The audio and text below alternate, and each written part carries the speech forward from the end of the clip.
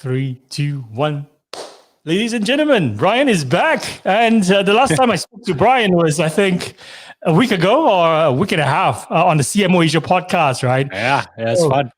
Yeah, ever since then, my life has changed. I've been more educated about ad tech. I've been more educated about the podcasting world. And of course, we have this PodFest Asia event that allows me to delve deeper into some of the key topics. And today, Bryan is going to tell us more, especially about this amazing super graphic, Podscape. Oh, man, yeah. Yeah, tell us, how are you keeping first? How are we what? How are you keeping? How's things over there in Austin, Texas? Generally pretty good. It's a little cold for us here. I think it got into the 40s today. In the 40s? Yeah. Okay. And so, yeah, it's usually, Austin's a lot warmer than that. All right. Right here in Singapore, I'm staring, instead of the sun, right, it looks a little bit gloomy. It's like cloudy. It's supposed to be raining a lot, just like the past few days. So, well, weather aside, let's maybe talk about your Podscape. Tell us, how did that actually happen? How did you and Magellan, right, actually came into the partnership and then put these together, in such a short amount of time? I think you guys only started talking about this idea back in September. Is that right? Yeah. So the guys over at Magellan I've been talking to for a long time. They have this really cool competitive analysis tool that's really great, that basically if you're a buyer in the space, I really recommend checking it out.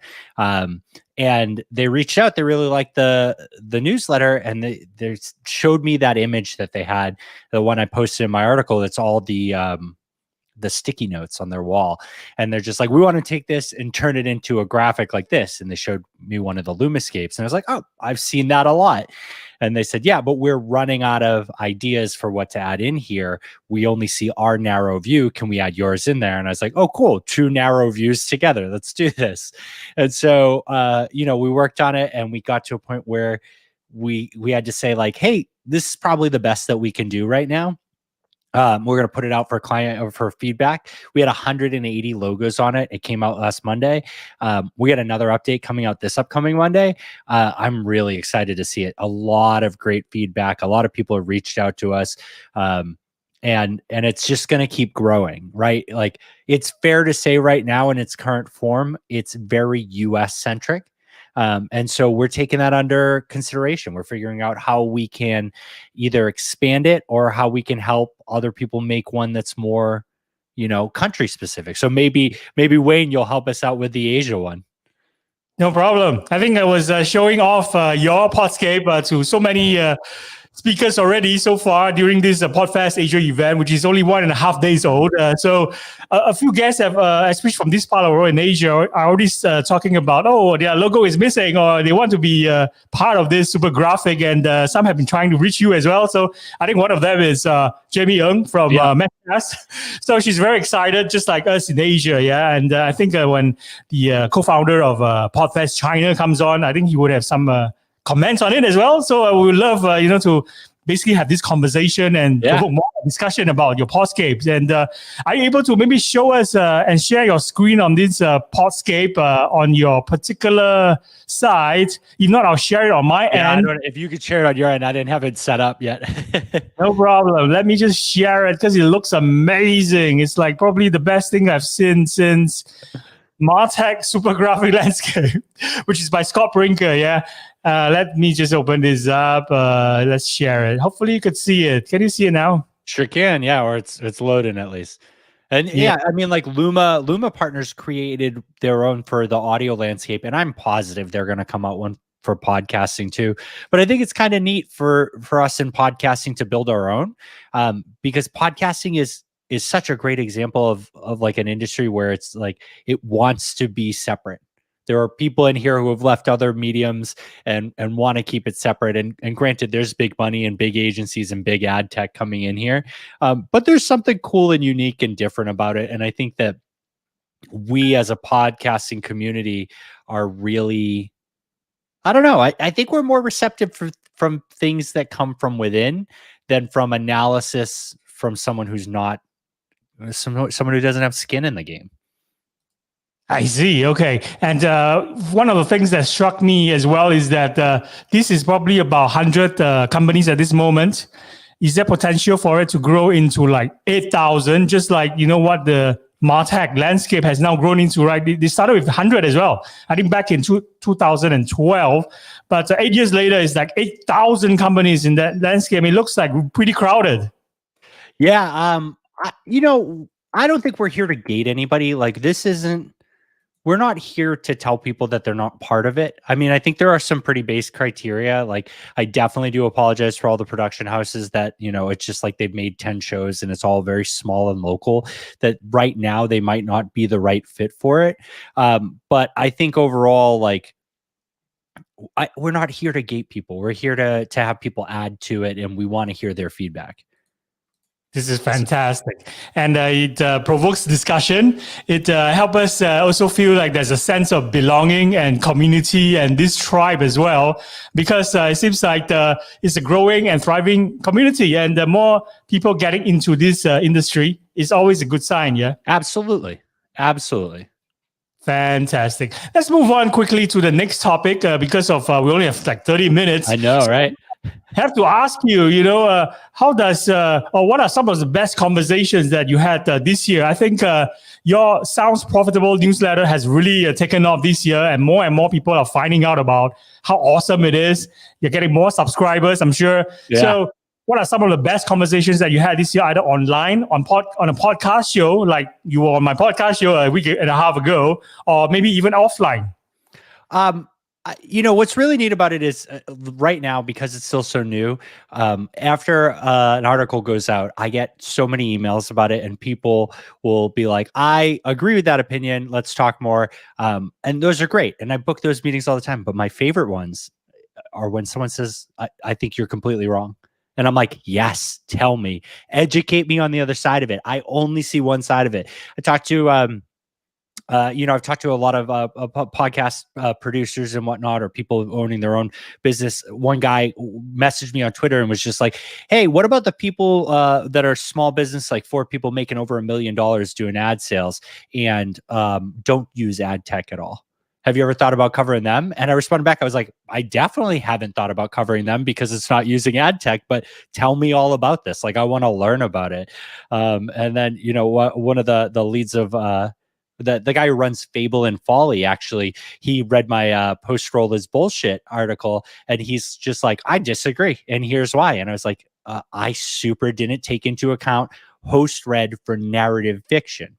You could not be more right. And it was really great, because I don't in any way try and tell people that I know everything. I don't. My newsletter is 100% my opinion. It tries to keep the opinionated part down. It tries to talk about the positives and lift people up, or the challenges, and help people come together and overcome them. But it's my opinion. And so when I say something wrong, I super want to hear other people tell me that, because that's how I'm going to learn and grow, and then share it with everybody else. It definitely sparks conversation. And I think Sounds Profitable is probably the most successful newsletter and podcast coming soon, right? So how many advertising spots have you received and actually turned down or accepted? So there's only one advertising spot, and it's at the top of the newsletter, and we do some really cool things with it. And it's priced pretty high, because the intent of this isn't to put it full of advertising. What I really focus on is sponsorship. And that sponsorship is based on either the website, podcast, and newsletter, or just the newsletter. I have about 10 sponsors right now, and it's really cool for only being live since September. And the intent with that is that it's not an ad. I'm not here to track how many clicks you get. If you get clicks, awesome. But what it is we're seeing such a lack of research happen at a company level. We're seeing people being told, hey, you have to do your job. Hey, it's going to take you more than 8 hours a day. Also, good luck keeping up on the industry. And things like Pod News do an amazing job of telling you what's going on, the whole pulse. But if you're on this side of the or I guess I'm on the microphone side, but if usually on the other side, on the industry side of it, like the business side of it, it's hard to keep up. It's hard to understand what press release was worth reading about, and what announcement actually matters for the things in the tech that you're doing. So my sponsors, they come on with the mindset of like, hey, we want to have our logo associated with it, because this content gets shared, and we want people to know that we endorse and sponsor it, and help me honestly afford to keep doing this. So I haven't I haven't had to turn down any sponsors, but I've had people ask me for like to track clicks and to guarantee a click through or to like fully expose who is in my audience. And I've just said, that's not what this is about. If somebody is starting a podcast on bird watching today and they, for whatever reason, get value out of my newsletter, then that means they want to be on our side at one day. So it shouldn't matter, whether they're a CEO or a decision maker. I'm talking to people in this side of the industry, and I'm talking to the people that matter, whether they're going to matter today or in the future. We're definitely going to talk a bit more about this sponsorship part because it's a fascinating topic and you have a successful formula. So may I ask you, have you ever waived fees for a favorite brand or a favorite partner that you love and admire, for example? Like, for example, right, for my content pillar, which is a profit-chasing podcast, I would say, for those who actually hit me up and wants to come onto the show, right, I actually charge them a paid guest fee. Yeah. So I'm very transparent about that. And then those that I admire, people like you, for example, I would never even mention about payment, for example, because I didn't even know that. that I love, for example, right? So have you ever done something like that, like waiving off fees? I got to a point, there was one of the sponsors on there is a company that I've worked with for a long time. And when they first reached out to me, they were just like, look, I don't have access to the marketing dollars, but I have access to internal training dollars. And they said, how about this? We just bill it as internal training, and then you throw in the sponsorship. And so at the end of the day, the dollars all matched, but it was just a little bit of gymnastics. But honestly, at this point, like it's tough. When someone says like, oh, well, how about 400, right? Like it's always so hard when you're starting your own business to not just cave, right? Not just chase the dollars, but like, I really like what I built here. And I think the integrity part of it's really important. And I've set myself up that if this made $0 for the next 2 years, I'd be good to go. Thankfully it's not. So that gives me longer runway, but it also means that it's easier for me to kind of say no. And I'm okay with that, because hopefully they'll come back later. We'll talk about it in the future. But I think there's a lot of value, and it's not super worth it for me to cut it off. That's fantastic, and a great, I would say, great relationship building exercise. Yeah. And like many podcasters, right, we have like a podcast media kit. So like sometimes we also display like advertisers in our kit or even on a website. Yeah. Even though we never get paid, we would do that, or even we will barter trade certain value. And like, for example, what's the highest amount you ever charge, for your newsletter? Do you like give discounts to clients that you really, really like? No discounts. No, I can't do discounts on that. But the big thing is that I charge these set prices for the sponsorship because I'm never going to charge people that learn from me, right? Like, I signed up to do PodFest Asia with you. The only thing that I really heard from you was saying that you were starting it. It was based on the Asian community and it was free. And that's the thing. There are so many people that want to be on this side of the mic and presenting and have an agenda and want to talk about something. Those people really should be the ones who pay for the visibility and the access to your audience. But the people learning, it drives me nuts. Somebody sent me like a media post article about the Podscape, and I click on it. It says, sign up for our subscription. I'm like, no, I guess I just don't care. And that, that kills me, right? I get the fact that we're in a world where like sometimes we have to charge the people for the content and entertainment. But right now for me, our space only grows by people like you, people like me, telling people this information and sharing it and making it accessible. I'm not an engineer. I don't even have a college degree. Like, I literally am just obsessed with this stuff. I broke it. I figured out how it worked, and then I repeated it and trained people on it. And I want to make that clear and accessible to everybody. I think that that's really important.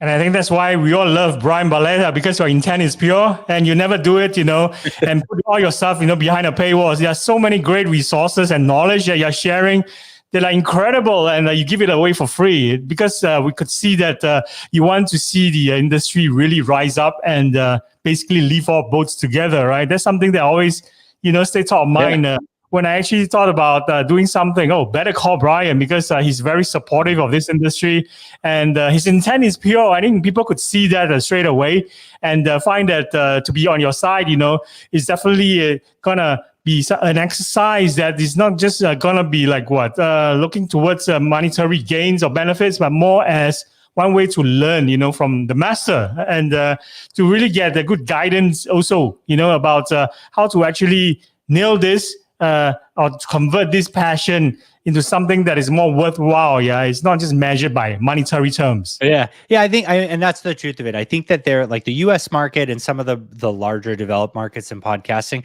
definitely have, they're harder to break into. But like your market specifically, and there's so many others out there that like I'm excited to educate people in the US and Canada and UK and Australia, but more excited to talk to your audience because like they have this great opportunity to take this knowledge and be the leaders in it. And this knowledge shouldn't be like, nothing about it's special. I know it because I messed it up before. So that's my goal. Like, I really want to make sure that people in these spaces where it's just, there's a guy in France who, 2 years ago, he was just like, I love Tim Ferriss. There's no French equivalent to Tim Ferriss. And so he made a show, and now he's like, his agency was already successful, and now his show is like what he does full time, and his agency is run by other people basically. And like that can happen in every country out there that is still considered developing in the podcast space, or when they're like, we're not as caught up as the US. Good. Call up every national brand and chain, get them to advertise with you, get everybody in your country listening, everybody who speaks your language listening. Take advantage of the fact that there's less competition right now. This is fantastic. It's like creating your own category in your own country or your own city where 100%. no one else is doing it. So you are the first, and normally you have a chance to be more successful. And you think of it as a bigger dream, right, or a bigger idea. Then it's okay to actually take your time and slowly just build instead of always like concentrate on selling, on pitching, and getting people to sign up for your course, for example. So maybe this is a very, very good strategy. And I actually absolutely love it because the intent is so pure. Do you find it incredible that people that we admire or wanted to have access to, right, are willing to talk to us just because we have a podcast, or like in your case, you have a great newsletter? Like podcasting would change my life completely. Did it change yours? Yeah, it's definitely very interesting. It's I love when people will ask me to come on their podcast and they're just like, "Oh man, thanks for making time." And I'm just like, this is what I do. The more people I speak to, the better it is. Like, you're doing me a favor too by getting my voice out there. But there are definitely a handful of people that like I've reached out to and they're like, "I'm a big fan." And I'm like, "Oh, you beat me to it. I was going to say I'm a big fan of yours." Like, this is awkward. And it's just neat. For some reason, it doesn't seem to matter the scale of the podcast. If you are passionate about it and interesting and you invite somebody on it, it's just, I talked to a guy from Brazil today who got I think the Pixies to like be on his podcast. His normally only done in Portuguese podcast. They were just like, yeah, fly to New York and interview with us. I was like, that's amazing. Right? Like, so to me, that's the coolest part about it.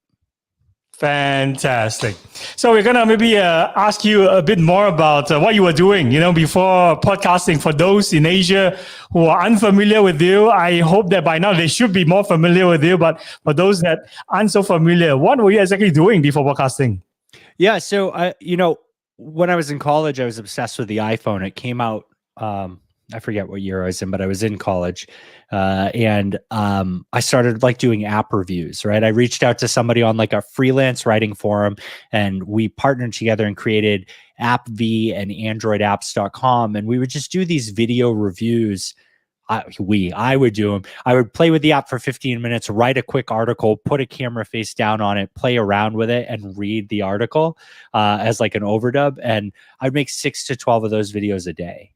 And I did that, and then I got picked up by like a rich media company called Medialets that sold to Group M, and they moved me from Massachusetts to New York, and I got really invested in mobile rich media. Right, this was at a point where before animated video and GIFs and things like that were really on phones. HTML4 didn't even let you have an animated GIF on a mobile phone. So we like made it by stringing together images and creating code that would call each image. We effectively created our own GIF. It was obsessed with it. I loved it. Mobile was so accessible. It was neat. It was in everybody's pockets. It was hilarious to see the iPhone size grow exactly big enough to just fit a banner at the bottom. Like that was the size difference when they stepped up.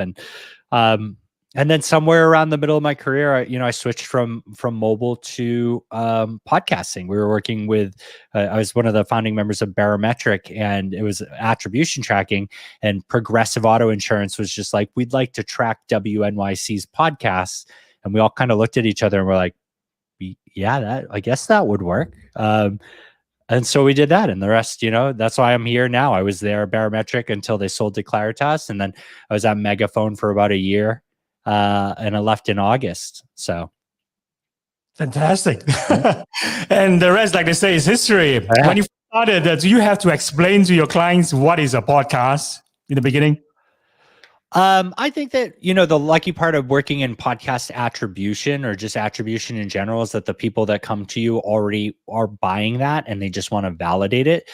So I don't think I've ever had to be in that scenario. Like being on the tech side, it's already like someone has sold them on the media side of it already. Like, hey, buy this inventory. So I guess I avoided that. But I have definitely been in meetings where people are like, oh, cool, this is about podcasting. I listen to Serial. And you just had to like kind of smile and nod, because Serial did really open it up for everybody. And anybody who shits on people for that, that's really poor form, right? Whatever pulls people into the medium. I consume easily 10 hours a week of Dungeons and Dragons podcasts. Wow. Like that adds nothing to my workload, or my workday. It doesn't positively impact my work, my ability to do anything, but I can pop it in. And when my kid wants to go run around at the park and just wants me to watch him, I can pay attention to him and kind of listen to it. So yeah, accessibility to podcasting and just listening to it is really critical to me. The next question is submitted by someone in our PodFest Asia community. It's awesome. Kind of funny, all right? What kind of ad sponsorship will you not accept? Sex toys? Well, I'm not going to do any. I'm not going to do any advertisements. So I guess that if a sex toy company had a valid reason to want to do a sponsorship ad placement, which is just their logo, not a toy, I would probably have a serious conversation with them and consider it. I guess that if they think that that's that valuable, I would probably ask them.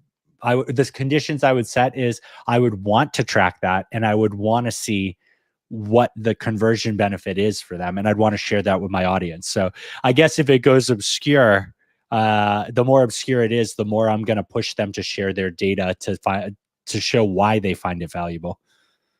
Fantastic. What's your biggest goal of making a podcast? Is it in this order? Happiness, and then making the world a better place, and last but not least, monetization. Do you agree with that? Yeah. I mean, I think the happiness part for me, weirdly, is like it's pretty merged with like, and I'm going to take a step back and I'm going to say that ad tech doesn't make the world a better place. Like I love advertising. It's my career and all that. And it's very cool, but I don't think advertising and ad tech makes the world a better place. Am I helping the people in this space that are struggling to try and keep educated and want to better themselves? That I want to see these people, more diverse people, because like I said on your podcast, like I'm a bald white dude with a beard. There's enough of me out there in every industry, especially podcasting. So, happiness and like improving the education of the space are probably intertwined with me. And yeah, I'd say those are a priority. I'd say in my podcast, I'm probably not going to do any additional monetization. I think everything's based off of sponsoring the newsletter, and being in the podcast is additive. And I have some really cool ad tech ideas that I'm going to try out related to programmatic. And what I'm actually going to ask is that these partners that I work with for programmatic donate that money, and we just share all the data publicly. Fantastic. So we only have like a couple more minutes left. This has been such a fun conversation. It's quite different from our first Yeah. together, right? So we'll have to, ask you this last question before you go. What's the worst thing that ever happened to you during a podcast interview? Wow, the worst thing in a podcast interview. I can tell you, I'm going to start with the worst thing that happened to me in ad tech was I served an ad without a close button to New York Times on their iPad. And so this was back when you couldn't force close an app. So for 7 hours, anybody who opened the app just got a full screen like Chanel ad that they couldn't get out of. Yeah, I'm very surprised that I still had a job after that. In podcasting, I have absolutely sneezed and snotted all over my microphone while on camera. And I'm just like, we can edit that, right?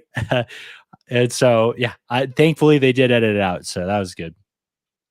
All right. So I just want to show my appreciation to you for inspiring me to do this. I think without your newsletter, without the other newsletter with Pod News and all these information resources, right? It's impossible for me to find out or to be familiar with this industry, and especially in the AgTech world as well. So just want to say thank you again. And, you inspire me to actually, have this PodFest Asia event in the first place. If you didn't come on to my podcast just a week and a half ago, I probably wouldn't be doing this, because during the interview, during the conversation, you have actually shared so much wisdom and nuggets of information that I think that all podcasters should actually, not just figure it out for themselves. They should actually find these resources and information and have access to them quite easily, right? So this community is all about like helping one another out, taking care of each other. And I hope that, with your participation in our future events, hopefully in-person events where we can fly you over to Singapore to speak to us directly, right? Love to do it. Yeah, it will help us to grow. It will help us all to, raise this standard, for this industry, especially in Singapore and the rest of Asia as well. So I think with your, great newsletters and in your great Podscape, super graphic and all this great information that will be coming in the next few weeks and months, we are all looking forward eagerly to your next newsletter on Monday. So yeah, I appreciate it. What you do, Bryan, I really appreciate you. Thank you so much for coming on. Thanks for having me.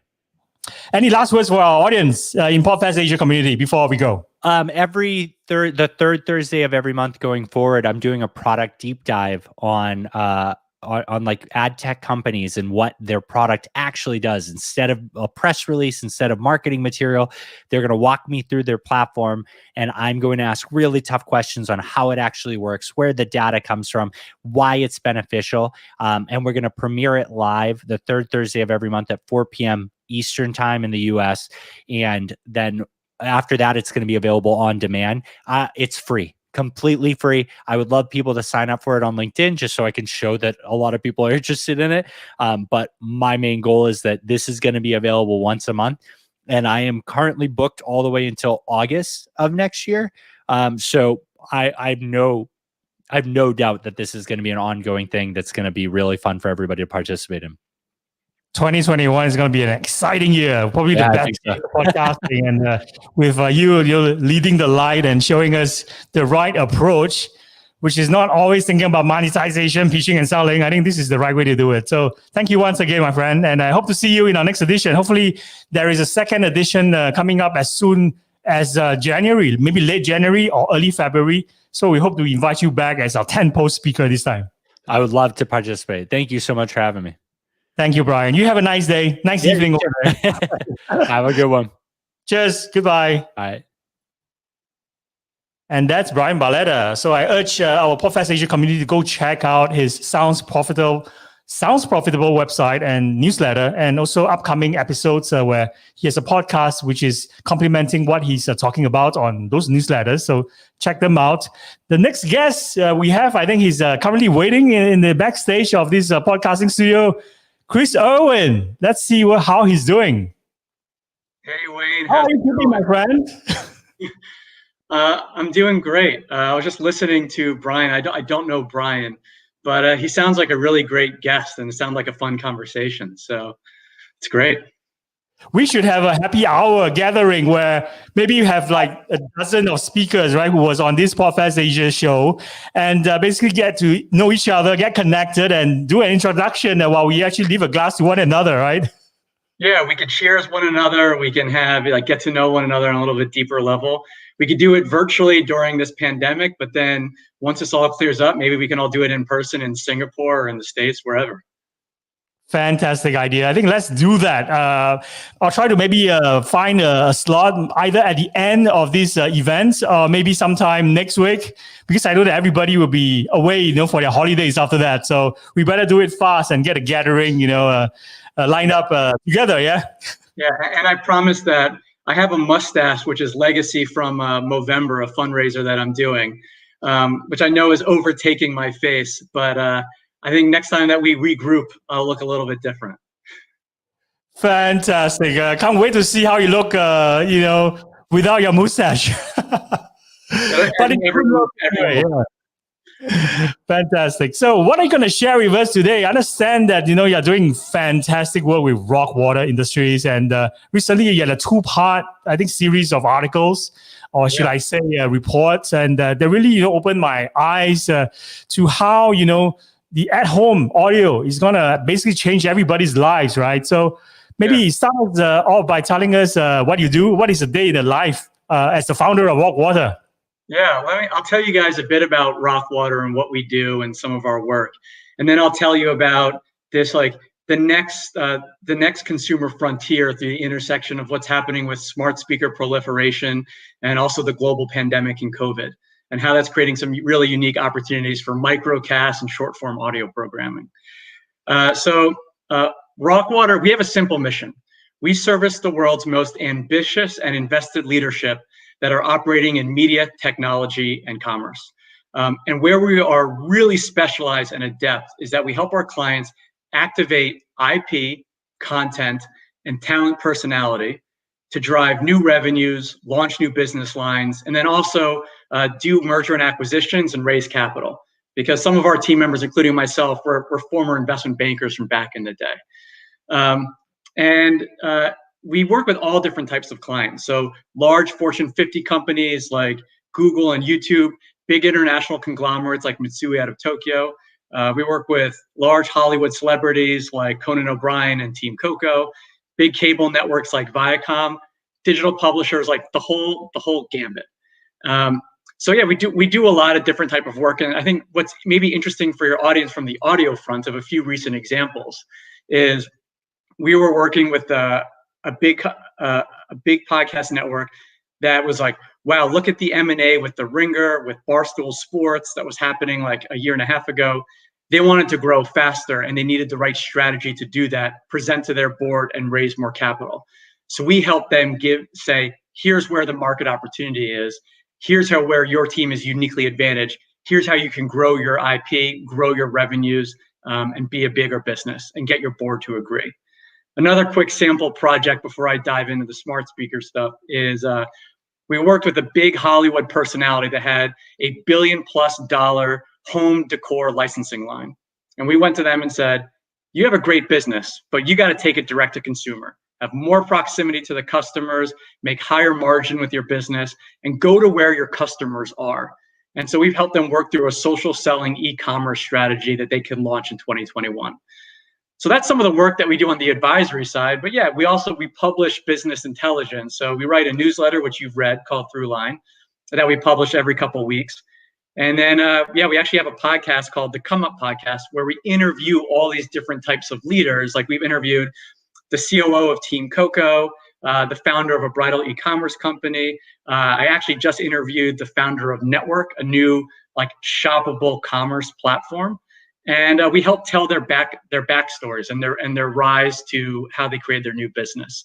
So we advise in audio, and then we also create audio ourselves. And just this morning, I was actually working with my team of how we're going to create our own microcast, which is currently in development. So that's us. And yeah, let me tell you about the article that we wrote in our thesis about the at-homeification of audio. Does that sound good? Sounds great. Awesome. So as our team was doing research, we really write to think to best understand where's their market opportunity, what's happening.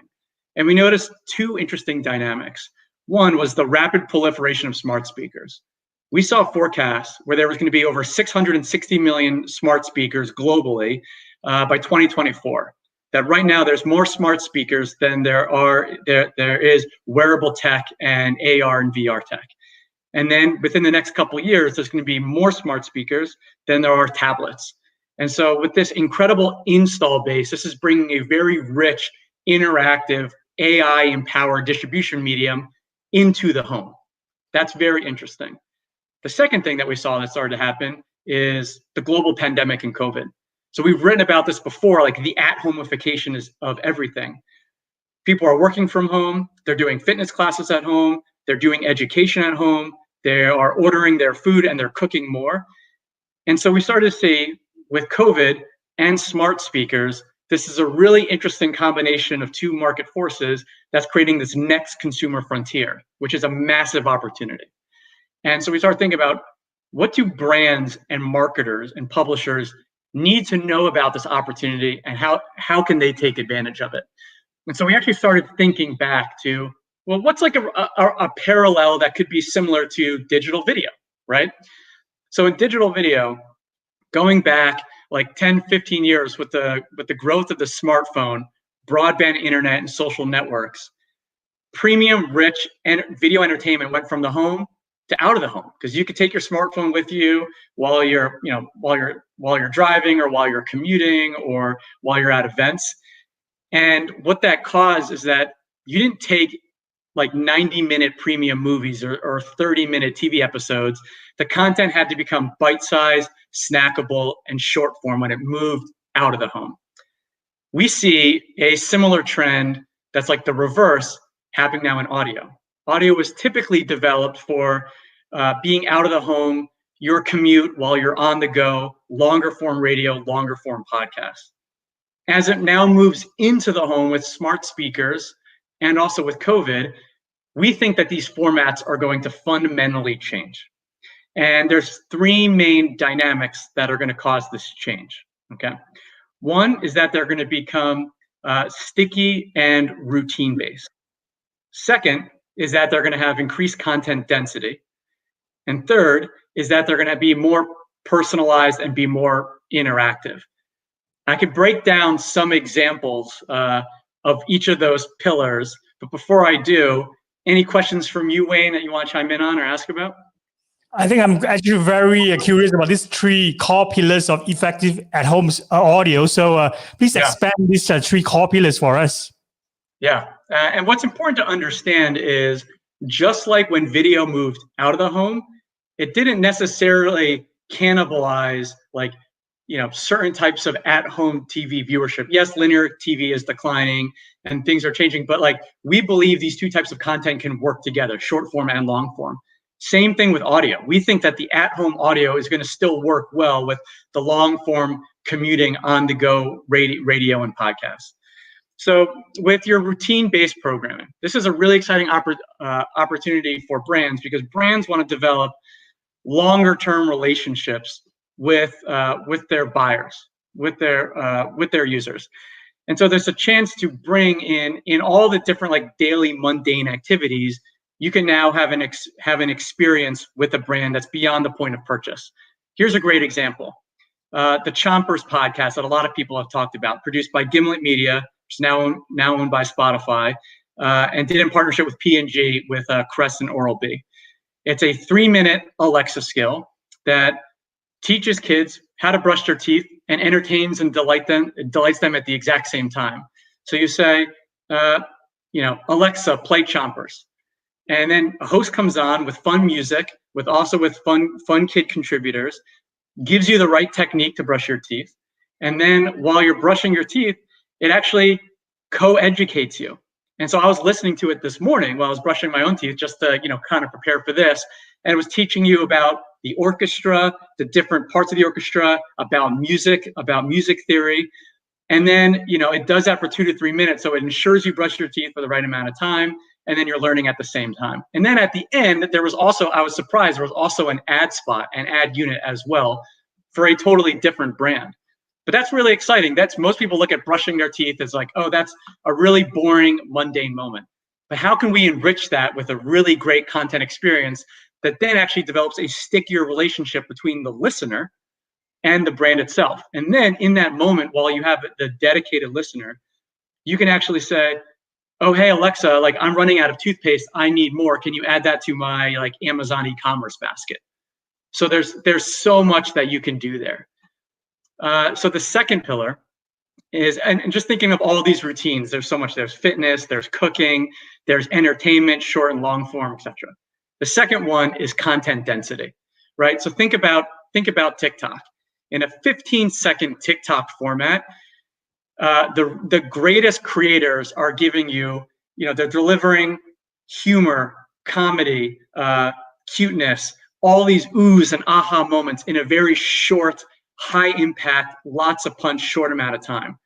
And what we believe is, and like with at-home smart speakers, the listener is going to allow you into their home a few minutes a day, maybe for 3 minutes at a time, or maybe for 10 to 15 minutes at a time.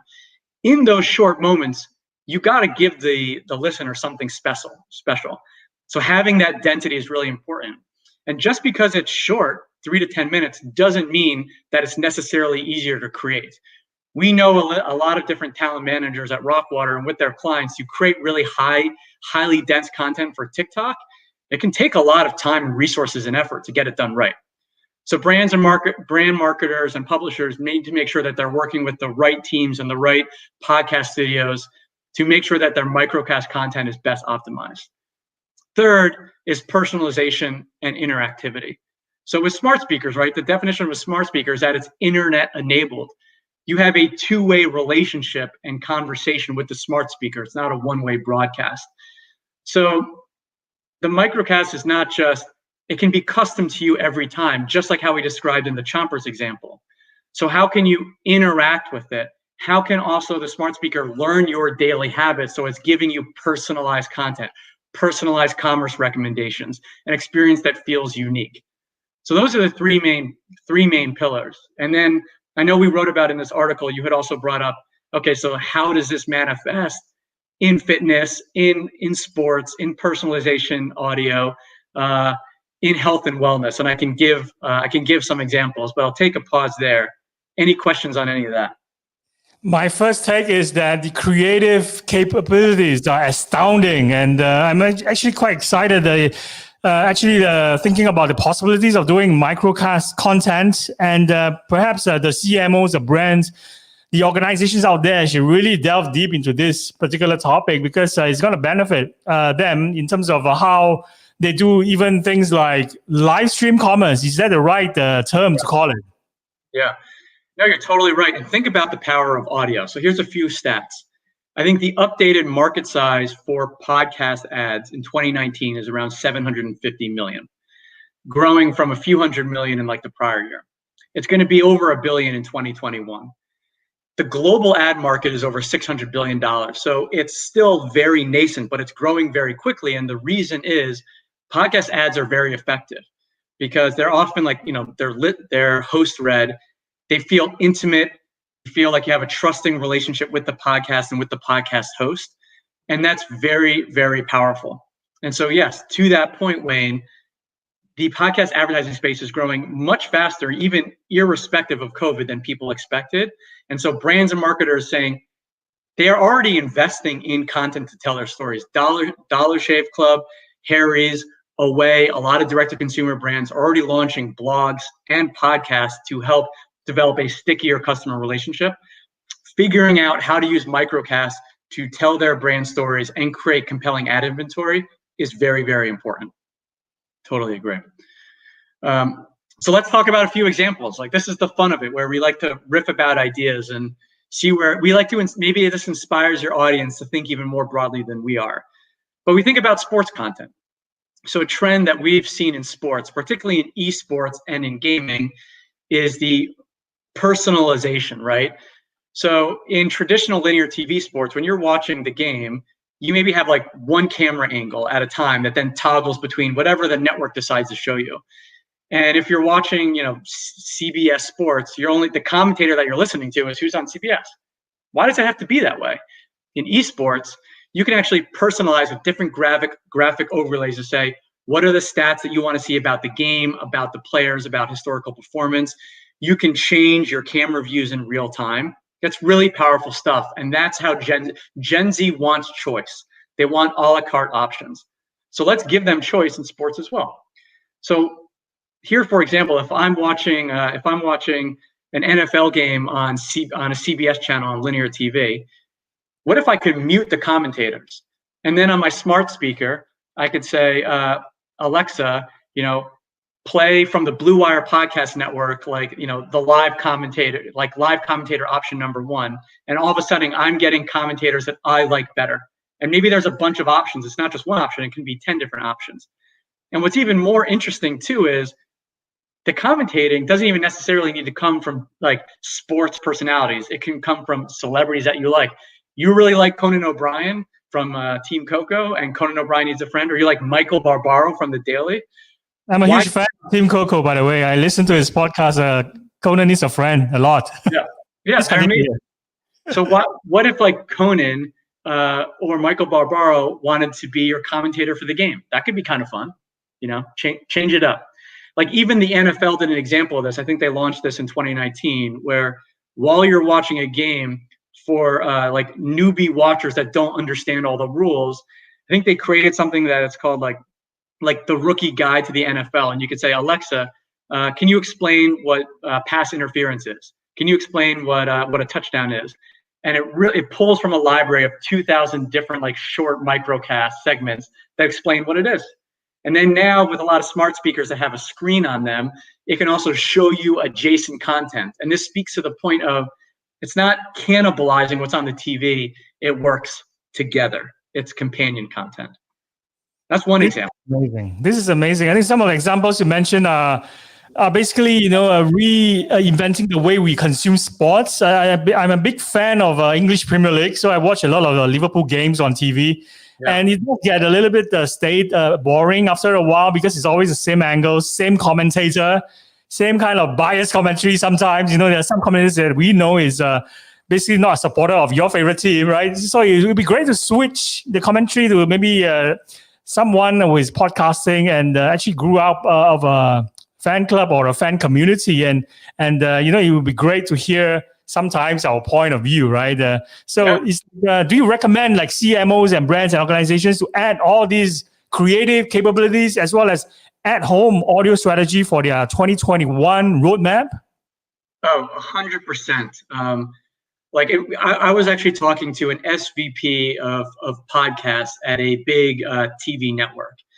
And, the advice was, and that we talked about is, while the revenues for podcasting and audio right now are still very small compared to the overall TV or global advertising landscape, this is the future. You need to be investing in the space now to understand it, because it takes skill and resource and team to do it right. And so there's a lot of different companies that are investing to figure out the space. And if in 5 years' time, you haven't made the investment, once this is a really big market, you're going to be behind the competition. So we always say follow the fans and follow the listeners and follow the consumers. This is where the early adopters are spending their time, and this is growing very quickly. This is the future. So CMOs and brand marketers need to be putting time into this space now, because it will impact their P&L in the future. And this will also be the kind of advice that you will give to a content creator as well, right? Or publisher, to ask them to really think, about their at-home audio strategy, especially in 2021. Yeah. This is a reason why the NBA partnered up with Microsoft, I think, over the past year, because the NBA realized that we want to give a more personalized experience to our NBA fans. We need the technology and support of Microsoft to do that. So we've all the traditional TV networks, we wrote about it this morning, whether it's, CBS Sports or ESPN or any of the other sports networks and organizations, look at what companies like Bleacher Report, House of Highlights, Wave TV are doing. You need to start thinking about what do Gen Z, millennials, and younger generations, how do they consume content? How do they want to consume sports? And you need to start creating the experience based on what these upstarts are already doing. Because if you don't, these upstarts are starting to get major venture capital backers and investors, and you're going to miss out on a big opportunity before it's gone. And then it's going to be too late. So there's already companies that, like, a lot of the leagues, the franchise holders and the sports teams and the publishers are already investing major dollars and strategies into figuring this out. Fantastic. I'm excited. And I always also, interact with our PodFest Asia community. And we always tell each other to always follow the audience, right? It's like sometimes the content that they create, it must stick, it must resonate with the audience that they're targeting. So if the audience is buying smart speakers, so even the content should be geared towards that. Like what you just mentioned, microcast is a great idea. Yeah, exactly. And the thing is, like, microcast makes it fun. And I really like the point that you talked about with, like, shoppable entertainment, right? Because we also do a lot of work in live stream commerce. But, like, this is like a perfect opportunity for shoppable entertainment. Think of a company like Network. So Network, their tagline is shopping at the speed of culture. And I actually just interviewed the founder and CEO, Erwin on the podcast. That will come out in the next month or so. But, you log on to their app. They have these really unique like product collaborations where they get streetwear culture, different designers, celebrities, and then there's only a limited edition of product. And when you log in, you have to make sure that you buy product in short order if you like it. Otherwise, there's not going to be any inventory available. And they really gamify it. They have fun with it. And so similar to the dynamics of, like, the live stream commerce that works well on Taobao or Tmall or JD.com or on Pop Shop Live, which just raised like 15 million, I think just like a couple weeks ago. You got to gamify, you got to personalize it. You got to add things like team purchase and team celebration. Why are there not drop casts, right? Amazon already knows so much about you. They know what you're looking at, the types of product that you want that's in your cart, what you've abandoned. And why not, if they know when you're getting ready for work or when you come home after work, it's like, hey, Wayne, we're going to give you the specials today of like 5 minutes. We know that you were looking at a new phone or a new podcast mic or a new shirt from your favorite brand. It's available for the next like 20 minutes at a discount. Move quickly to make it happen. That happens in email, like with Groupon, remember? It's happening with live stream shopping video. Why is it not happening yet in audio? It's going to happen, and CMOs need to start figuring that out.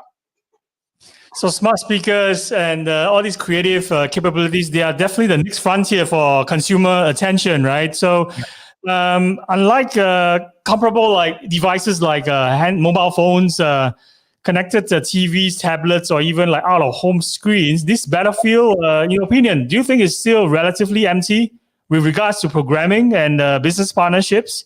Meaning that this is actually a very good and golden, exciting opportunity to get in at the ground floor of this new medium before it becomes really crowded. Yeah, like, look, overall, the podcasting space is still very nascent, right? I think like there's now over 1 million different podcasts that are out there, and they're adding another 500 to 600,000 per year. But that's growing very, very quickly. So there's opportunity in regular, like, long form podcasts. And then in short form, yeah, there's been some experiments in Alexa skills, but there's not a lot out there. When we talk to our clients, when we talk to different podcast networks, we say, hey, are you investing in microcasts? Are you talking to the device manufacturers? Have you pitched ideas to brands? They're saying, we're talking about it internally, we're thinking about it, but we haven't done anything yet. So this is this is literally the ground floor, which is a great time for people to experiment, try things out, learn. We're all going to figure it out together. You'll learn from one another. And then if we can all push the space forward. Like the way that we believe at Rockwater is very positive sum. Everyone can win. And you just got to start making bets. Test, learn, iterate, and get better from there. That's amazing. And it basically sums it up for this exciting at-home audio market, right? It's actually there for the taking. But of course, it's never going to be easy. I think you have actually break it down for us really nicely, in terms of how to actually win in this next frontier. Publishers needs to optimize content density, which you have mentioned, as well as integrate with AI and all these brand integrations. These are all very necessary in order to really develop programming that consumers actually want to invite into their daily routines in their own apartments, right? Yeah, Yeah, exactly. Like the cool thing is like this is actually really fun, right? This is like it's fun. It's fun for the brands and marketers, but it's all about we want to delight the users and delight the listeners. And I think this is also for people like us, like me and you, Wayne, and other people that are watching. That if you are like consultants or advisors or you work in-house at these companies, because there's so much white space, like I think this is a really cool opportunity for people to come together and just like be open-minded, be creative, push the envelope. And that's like why I'm smiling as I talk about it, because I'm like, this is just the beginning. And I think this is really cool. And I look forward to being a listener of many of these because I want more of these in my life. So we're writing and talking about this because I want to see more of them happen. Fantastic. And I'm a fan of, all these reports that your team and you have put out on the social media. So I urge those who are in our PodFest Asia community to go check out this article and, of course, check out your podcast. Tell us about where to find your podcast. Yeah. So our podcast is called The Come Up. And if you go to comeuppodcast.com, you will find it. And it's available, in all the major podcast directories and Apple, Spotify, Amazon, etc. And if you go to our website, wearerockwater.com, you can sign up for our newsletter. You can learn about our services. You can subscribe to our podcast and more. We are publishing more and more content. That's amazing. So before we let you go, I understand you're also a surfer dude, right? Tell us whether your life is not just all about podcasting. Your life is more than just podcasting, right? Tell us about your surfing, hobbies and passion. Yeah, I think there's a surfboard behind me right now. But yeah, I think I look at surfing as it really is like a lifestyle and a religion. It's not like, oh, you just go and surf and it's a singular use sport. It's like it really impacts your life. And I use it like I love going into the water. I'm always super connected on my phone and all that. But when I go into the water, no phone, no devices, no smartwatch. I'm just like there in nature. I'm relaxed. I'm zen, and I'm really focused on just catching the waves and kind of relaxing my mind. And I think more people need to do that. Like, look, I just talked about the at-homeification of audio and smart speakers in a more connected world. That's exciting, but you also have to find balance when you are disconnected as well. So when I am disconnected, it makes me enjoy content more, and it makes me better for the clients and better for my team. So yeah, I love surfing. It's a beautiful sport, and there's actually some big news announced in the surfing world recently. Chernin, a big media investor in a lot of podcast companies like Barstool, they actually just invested in Surfline. So maybe Surfline's going to be launching some microcast surf reports and a podcast network. We'll see. Fantastic. This is definitely very exciting. And I like how you connected both together. And of course, every podcaster needs an outlet. Your outlet is surfing. My outlet is actually flying all over the world to catch my bucket list bands in action and perform on stage. So live music, has been something that I really miss doing ever since the pandemic started. So I think for your case, you can still do your surfing, because you can still observe your social distancing rules. I'm pretty sure you're out at the sea. So this is a great and fun conversation, and it's effortless doing this program with you. So I really thank you so much again for coming on to PodFest Asia and introduce yourself, introduce about what you do, as well as getting our audience to check out your Come Up podcast. So it's been an amazing time to be in this industry, and I thank you once again. Any last message for our audience before you go? No, I think my last message is, one, Wayne, thank you very much for putting this on and having all these different personalities talk about what's happening in the audio space, new ideas. It really helps to push the industry forward, and it feels very positive. Like we can all win together. So I love your spirit. And then I think my ask to the audience is, the audio industry is a really fun, exciting, positive community and medium. So there's so much more opportunity. Let's come up with good ideas, be creative, have fun with it, and amazing things are going to happen.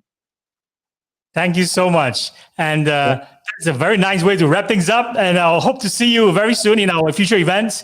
We have another virtual event coming up late January, early February, and hopefully an in-person event in Singapore. So hopefully one day you can also come over to Singapore and speak to our community directly. Yeah. I would love that. That would be fantastic. Thank you. So I'll see you very soon. Goodbye. Take care of yourself and keep yourself safe as well. Bye-bye. All right. Thanks, Wayne. Bye. Cheers. So check out the Come Up podcast by Christopher Erwin and his team at Rock Industries.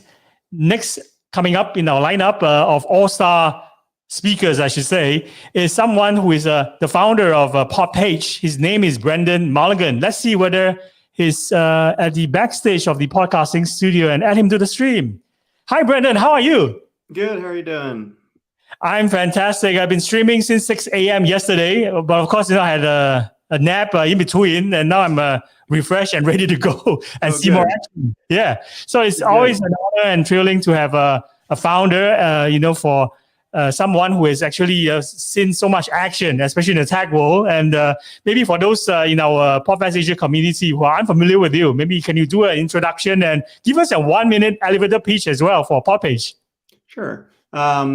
I have been doing startups in tech for 15 years or so. I came out of the music industry and I built a few startups based on helping musicians market themselves online. Moved out to the San Francisco Bay Area, started a company with a few friends that originally the product was sharing photos with people you cared about in a private way that, you're not putting them on Facebook or you're not putting them on Instagram. And that product was called Cluster. We ended up building a bunch of different apps for that product and learned how hard it was to build apps in general. So we created a developer tool suite called LaunchKit, and Google bought that in 2016. And we joined Google to help build out their mobile developer suite. So I spent a few years there and left in August. And I've been helping advise and coach startups and building some products and just sort of exploring over the past year. So I left last August, so it's been over a year. One of my most recent projects is called PodPage.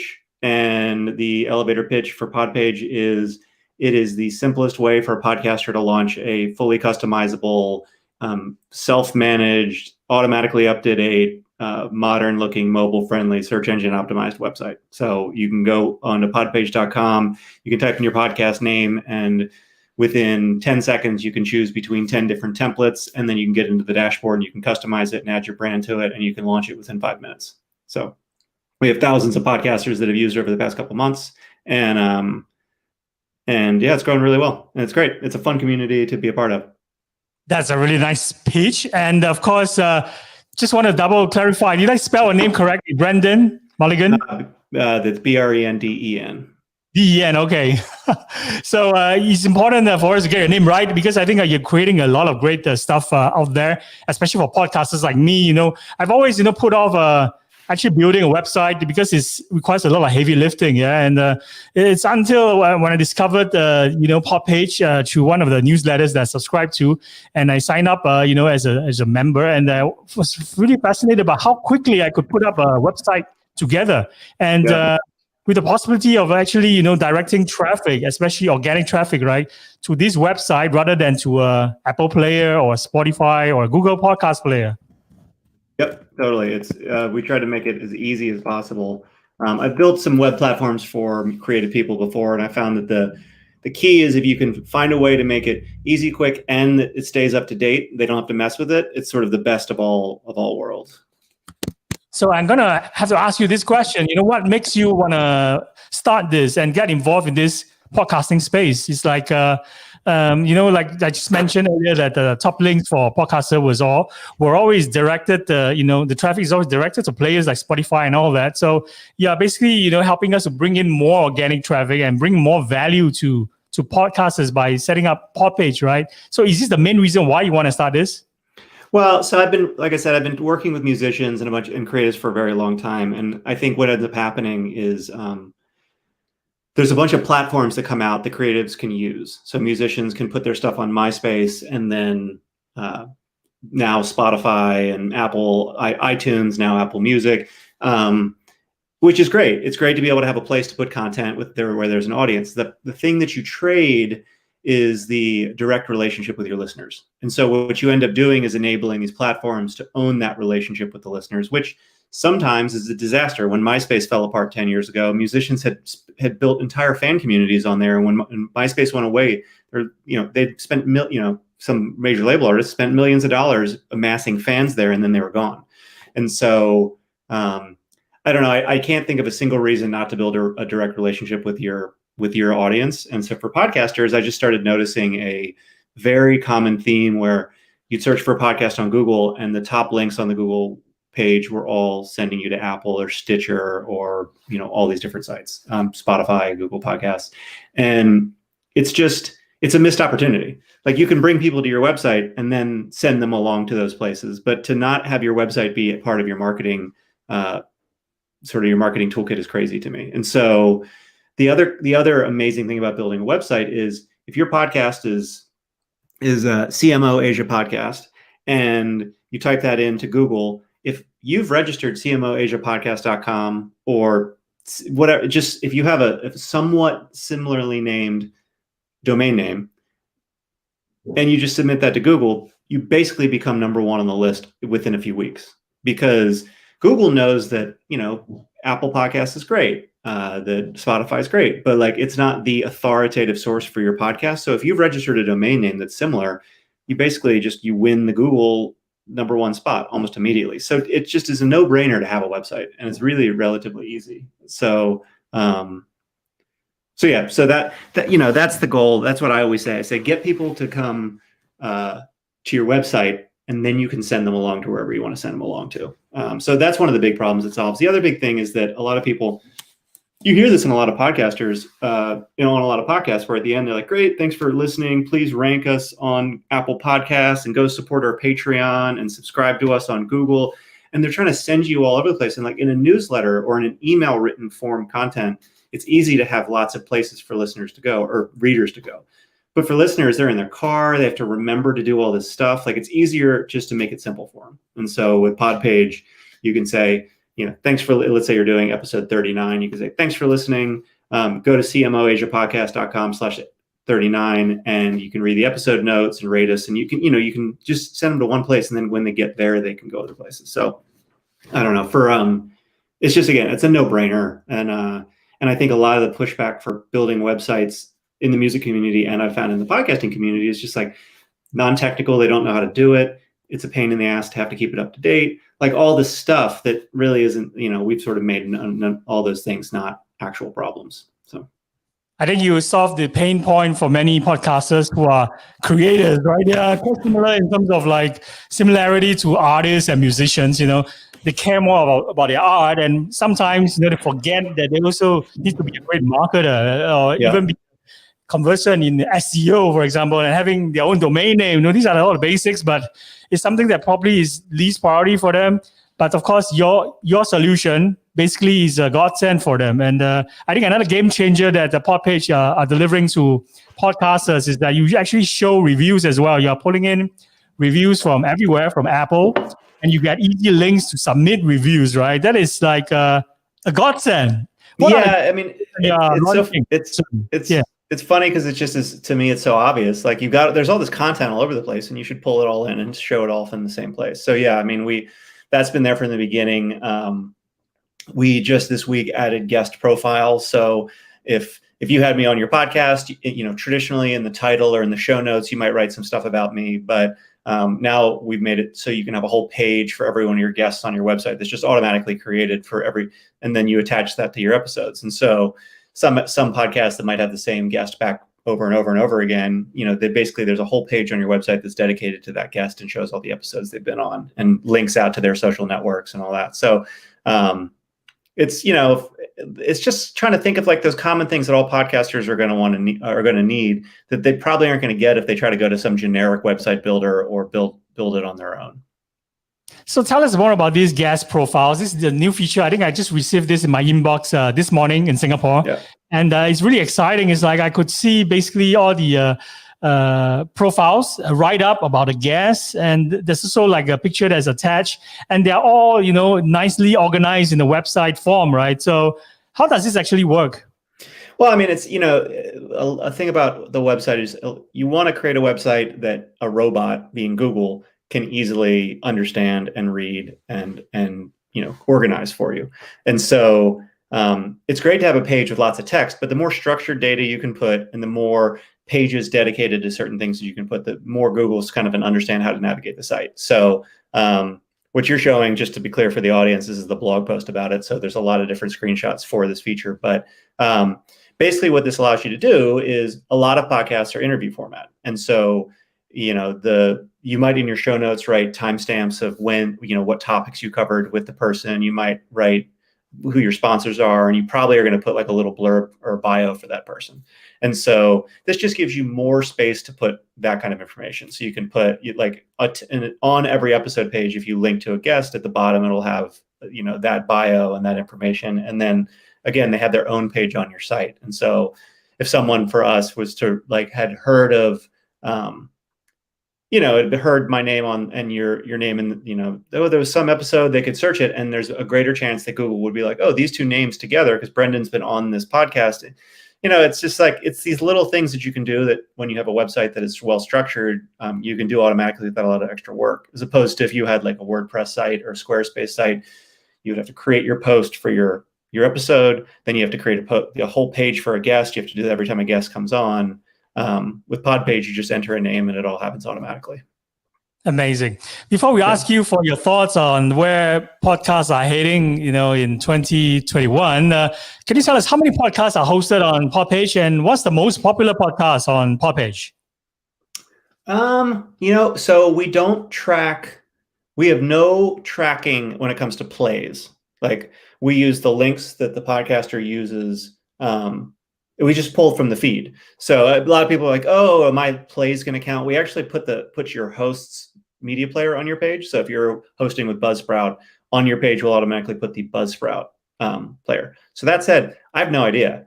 I know that heavily trafficked sites are ones like there's a newsletter called Morning Brew. They host businesscasual.fm. I think that's one of our top ones. Whenever they release, because Morning Brew has just such a massive audience that whenever they release a podcast and they link to it from their newsletter, it just lights up the site, because everyone gets the email at the same time, clicks the link at the same time, and comes to the site. So that's a big one. You were showing pictures of one, but from Kevin Rose, he hosts his on here, and so. We've got thousands of podcasters, and I should look. It's so funny because a lot of people are wondering, they'll text us or they chat with us, or email us, and we'll get back to them pretty quickly. And they're always surprised because everyone sort of gets the VIP treatment. Doesn't matter how many. I don't look at the traffic, and I don't look at how big the podcast is. If you're a PodPage user, you get the same customer support regardless who you are. So it's funny because I actually don't know. I don't know what the most popular one is. For the podcasting community, I know that Dave Jackson, the School of Podcasting, has a bunch of his podcasts on there. So a lot of podcasters recognize them. Matthew Passy with Podcast Me Anything is a really popular podcast for other podcasters to learn from. So those are some ones that the community loves. And I think you have a thriving community, especially on Facebook. Yeah, you have a Facebook group. So there's a lot of interaction there. It's very active. And you also quite present in the community by answering directly to your customers' inquiries, which is something that I really absolutely love. Yeah, when you're building software, your lifeblood is the customer feedback. There's nothing more valuable than knowing what people think. And so I've always sort of been over indexed on being close to the customers and hearing their feedback. When I was working at Google, it's such a big company and all these products, a lot of times there's a whole team that talks to customers and then brings reports back to the people building the product. And at a certain scale, you just have to do that. But it's a shame because there's a lot of nuance when you're talking to a customer. And there's even though at the end of the conversation, there might be one feature request that you pull from it. It's listening to how they talk about the feature request is actually the most valuable part. So everyone's always surprised on how much support I'm involved with, but to me, it's if you would have seen what PodPage looked like 6 months ago, it looked like a totally different. 1/10 of the amount of functionality, and that 90% has come directly from talking to people. So, but yeah, the Facebook group's great. I think we started on Slack, and we had a private Slack community that any customer could join.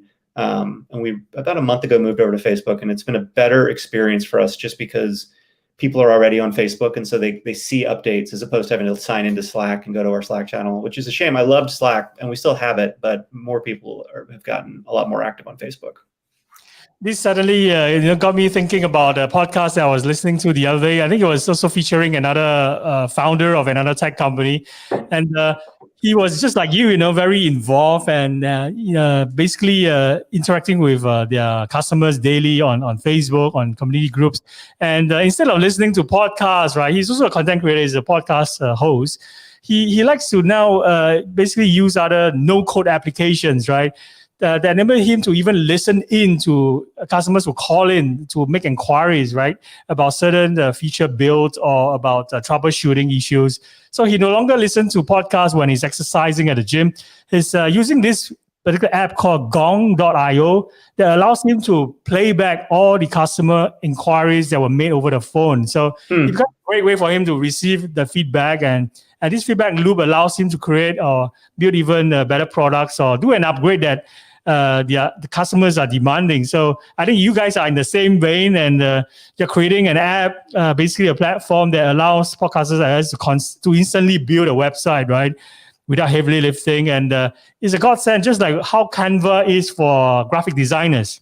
No code required. Basically, just click a few buttons, right, and you're all set to go. I think even for your pod page, it just requires RSS feed link, and we're all set, right?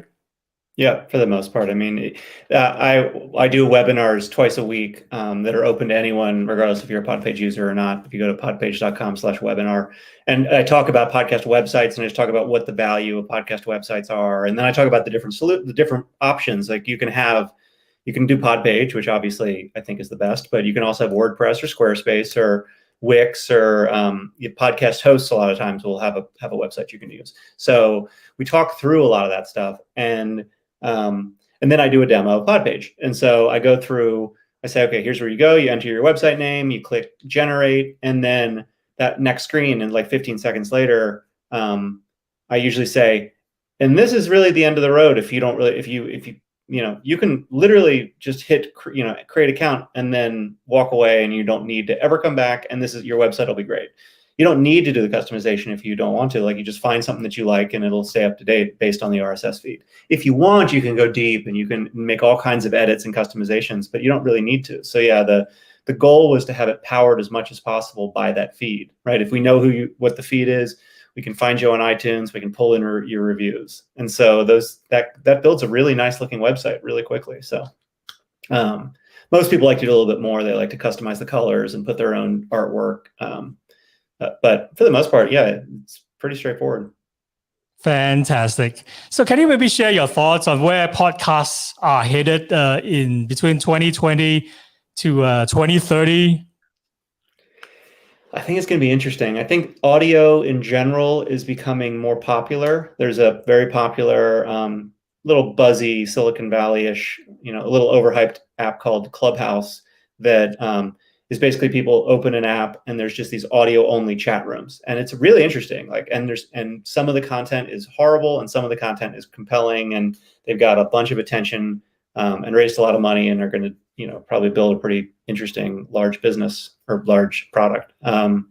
And I think that people are happy with putting earbuds in and going about their life, especially after coronavirus. And so I don't know. I think that audio is definitely having a moment. I think podcasts are becoming more mainstream. I think that I'll be interested to see, I think a couple things are happening at the same time. There's a lot of push to not go to the office anymore. So there's less commuting. I personally consume less podcasts since coronavirus because I'm not just sitting in a car, commuting. And when I'm sitting at home, it's hard. I don't have a brain that can do work and listen to a podcast at the same time. I can listen to music, but I can't listen to people talk while I'm trying to write or be creative. And so it's going on walks. It's doing, it's kind of sitting still. And in those moments, I also have the option to read a book or watch TV. And so I think it'll be interesting to see how podcasting fits into a new world where people are maybe commuting a little bit less. But I do think people, it's great to do video chats, but I think people, because they're spending so much time in front of a computer, in front of a screen, getting away from it and just being able to listen, I think is amazing. So I don't know. It'll be interesting to see how it develops. I think you see a lot more people mainstream people, celebrities and stuff coming on and doing podcasts, which raises the whole podcast space. And I think my biggest issue with podcasts in general is I think discoverability is still hard, 20 years in. One of the things that PodPage does when I give the seminar, one of the reasons I think that you should have a website is you can introduce your podcast to a new listener in the same way that when you build software, you need to bring on a new listener and you need to walk them through a new user experience. You can't just take someone and throw them into when you join Facebook, you don't just get thrown into an empty Facebook feed. First, it's like, who are your friends? What are your interests? And when you join Netflix, it's like, what kind of movies do you like? You need to welcome someone in and then teach them how to use the thing. And with podcasts, I think you should do the same thing. A friend of mine has a relatively popular podcast, and there's a couple episodes that have just gotten about 2 times the amount of downloads of all of his other episodes. And they were really good. The content was great. It was a great speaker, great interview, great. But they happened 2 years ago, and he's done the work to figure this out. If someone comes and listens to that episode first, they're way more willing to hit the subscribe button and become a long-term listener. But all these platforms, even if you find the podcast, you're just shown the most recent episode. So PodPage allows you to actually surface your best episodes at the top of the page for new listeners. But that aside, I think that's just an example of, I think there's a lot of room to grow when it comes to discovery and user onboarding to podcasts, because it's a hard, with music, it's like, I'll listen to a new band and I'll listen to a 3-minute song, and if I like it, I might listen to more, and if not, I won't. But with podcasts, it's usually like, hey, listen to a 45-minute episode. It's a big commitment, and so I think that I hope in the next 10 years that gets a lot easier, right? It's a lot easier to find content that's good for you, and be able to figure out what content would be good to listen to. So. Yeah, it's like for my case, my consumption of podcasts went up by 1,000% during the pandemic. The reason is because I bought a smart speaker, and I'm talking to my smart speaker more and more. And as a result of that, I'm listening to more music. I'm listening to more podcast shows. So it's just shooting up in terms of the stats, right? Like 1,000% more podcasts I'm listening than before. Also partly because I learned more from listening into other people's conversation, like something like this, right? Imagine you could just say, Alexa or okay, Google, play Brenden Mulligan's podcast on PodFest Asia, and immediately it plays, an introduction of your product, basically your features as well. You're learning about product without having to even touch your other devices. And these are like filling up your apartment with your voice without, having to search for it or open the laptop. I think it's a godsend. Yeah. And just your platform is a godsend. And I really love that particular feature that allows me to showcase my best episode. Like during the pandemic, I recorded a conversation with Dr. Ben Rowe, who is a COVID-19 expert in Asia.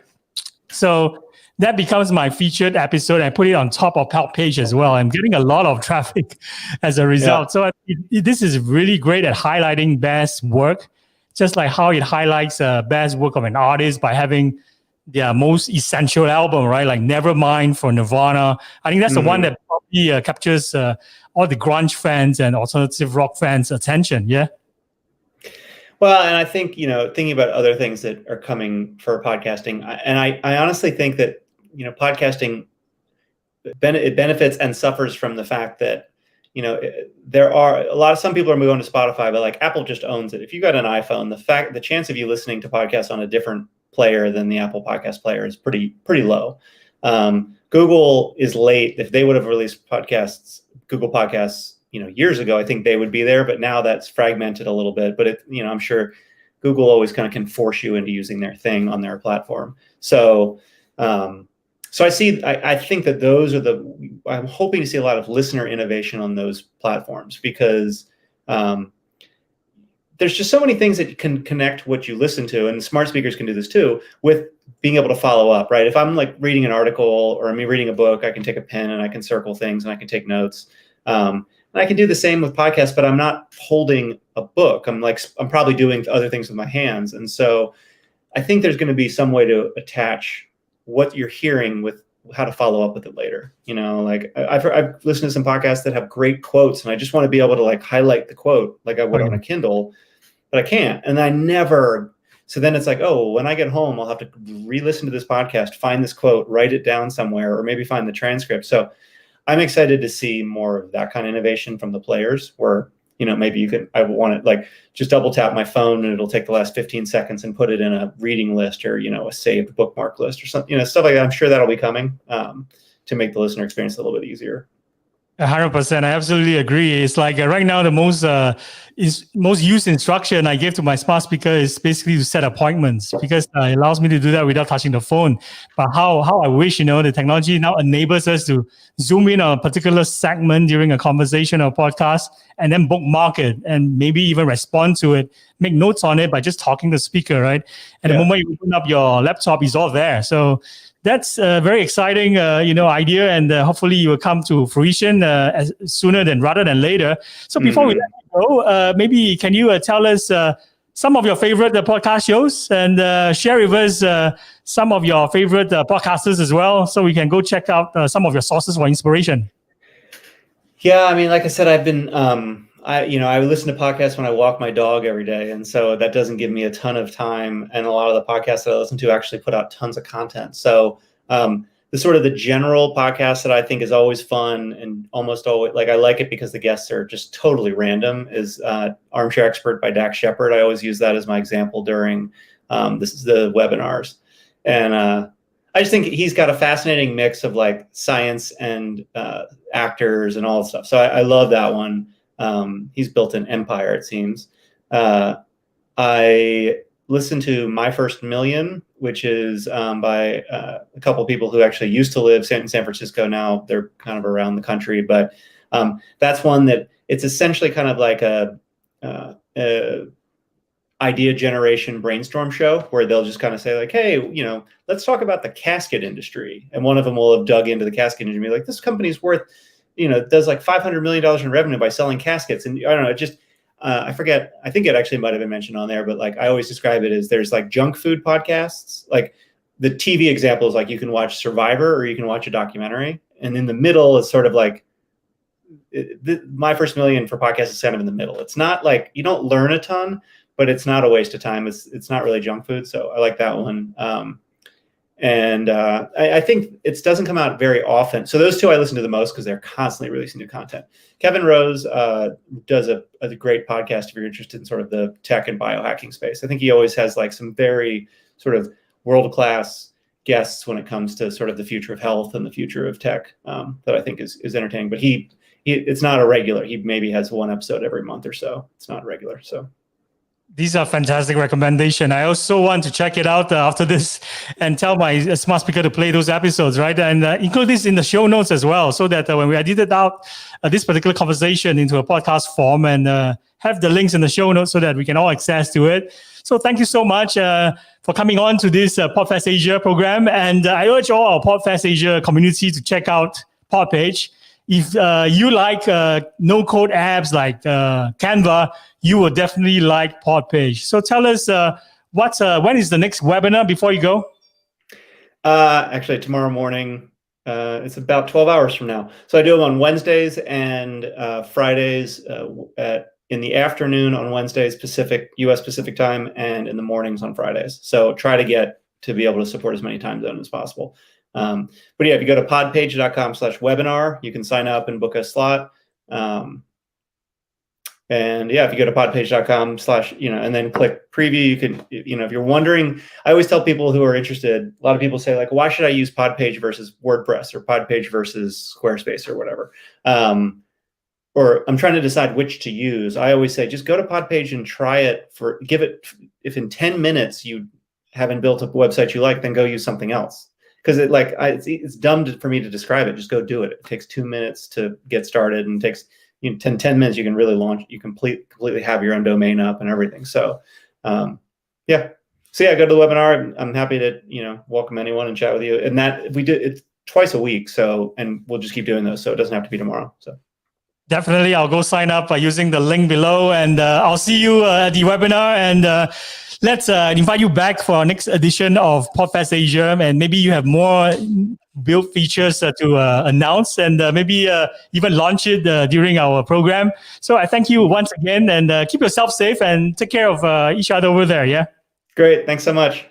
Thanks, Brenden. I'll see you around. Goodbye. All right, bye. Cheers.